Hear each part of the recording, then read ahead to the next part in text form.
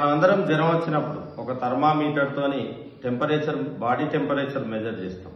ముఖ్యంగా ఇప్పుడున్న కాలంలో ఈ డిజిటల్ థర్మామీటర్ వాడుకలోకి వచ్చింది. ఏ థర్మామీటర్ ఇది కానీ లేదా ఒక మెర్క్యూరీ థర్మామీటర్ కానీ మనం వాడతాం. మెర్క్యూరీ థర్మామీటర్లో ఉండే మెర్క్యూరీ అది హజార్డస్, అంటే డేంజరస్. దాని పిల్లలు నమిలి మింగేస్తే వాళ్ళకి హాని జరుగుతుంది కాబట్టి అది వాడకుండా ఇప్పుడు డిజిటల్ వాడుతున్నాం. ఇది కూడా మనం నోట్లో పెట్టకుండా చంకలో పెట్టి పిల్లలకి వాళ్ళ బాడీ టెంపరేచర్ కొలుస్తాం.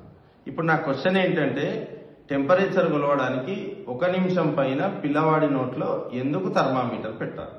దానికి రీజన్ ఏంటిది? ఏవైనా 2 వస్తువులు, ఉదాహరణకి ఈ 2 వస్తువులు వేరు టెంపరేచర్ల దగ్గర ఉన్నాయి అనుకోండి. ఈ రెండింటిని నేను ఒకదానికోటి కాంటాక్ట్ లో ఉంచితే ఎక్కువ హీట్, అంటే ఎక్కువ టెంపరేచర్ ఉన్నదాని నుంచి తక్కువ టెంపరేచర్ ఉన్నదానికి హీట్ ట్రాన్స్ఫర్ అవుతుంది. సో ఎక్కువ దాని నుంచి తక్కువ దానికి వేడి, ఉష్ణం, హీట్ ట్రాన్స్ఫర్ అవుతుంది. ఎప్పటి వరకు ట్రాన్స్ఫర్ అవుతుంది అంటే ఈ రెండింటి యొక్క టెంపరేచర్స్ ఈక్వల్ అయ్యేంత వరకు ట్రాన్స్ఫర్ అవుతుంది. ఆ కండిషన్ ఏమంటామంటే మనం థర్మల్ ఈక్విలిబ్రియం అంటాం. ఇది 0th లా ఆఫ్ థర్మోడైనమిక్స్ నుంచి వచ్చింది. సో 0th లా ఆఫ్ థర్మోడైనమిక్సే టెంపరేచర్ అనే పదాన్ని ఇంట్రడ్యూస్ చేసింది. సో ఒక బాడీ యొక్క టెంపరేచర్ ఎక్కువ ఉంది, ఇది రూమ్ టెంపరేచర్ లో ఉన్న థర్మామీటర్ యొక్క టెంపరేచర్ తక్కువ ఉంది కాబట్టి నోట్లో పెడతాం. ఎప్పటి వరకు దీన్ని అందులోనే ఉంచాలి? ఇది ఒక బీఫ్ సౌండ్ వచ్చేంత వరకు పెడతాం. అప్పుడు ఇవి 2 థర్మల్ ఈక్విలిబ్రియంలో ఉంటాయి. అంటే దీనిలోని టెంపరేచరు నా బాడీ టెంపరేచర్ సమానమవుతుంది అంతవరకు. సో మెర్క్యూరీ థర్మామీటర్ని వాడడం మానేసింది ఇప్పుడు. ఇక్కడ దీనిలో ఏముంటుందంటే ఇది ఒక ఎలక్ట్రానిక్ సెన్సార్ ఉంటుంది, థర్మిస్టర్ ఉంటుంది. థర్మిస్టర్ అంటే thermally active resistor is thermistor.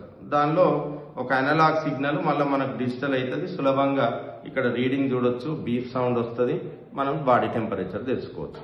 దీనికంటే ఇంకా చిన్నది, ఉదాహరణకి ఇన్ఫాంట్స్ ఉన్నప్పుడు టెంపరేచర్ తెలుసుకోవాలంటే మనం ఇన్ఫ్రారెడ్ థర్మామీటర్ వాడతాం.